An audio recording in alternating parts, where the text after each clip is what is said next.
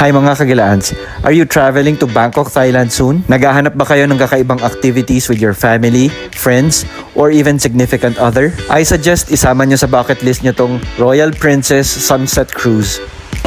Only one ticket for 2 people. Sticker, Okay. one by one, put on your shirt. Boarding time at 5:15. Okay. 5:15. Pier number 1. Box seat on the right side. You will see pier number 1.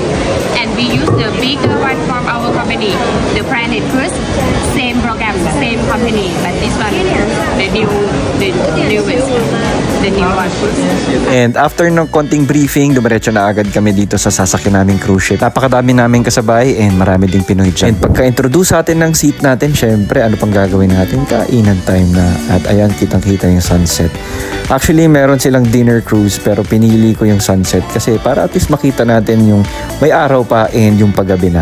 Yung mga sinaserve na food is merong Thai, Asian, and Western cuisine. Nasulit ko talaga kasi nakailang balik ako dyan. Ganito pala yung itsura niya sa first and second floor. Air-conditioned yan, but pinili namin dun sa taas kasi syempre gusto namin makakita ng sunset kahit na medyo mainit. By the way, if you book this one, you're going to cruise along Chao Phraya River and dadaanan nyo yung mga iconic sites ng Bangkok, Thailand. For us, teaser na to ng Royal Caribbean cruise namin next year. Yung napwestuhan pala namin sa upper deck, may live band siya and nakakatuwa kasi Pinay yung performer.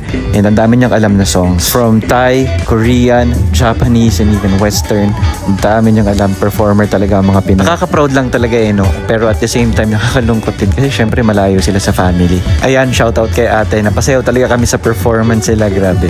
Meron din palang ginawang dance number itong mga staff.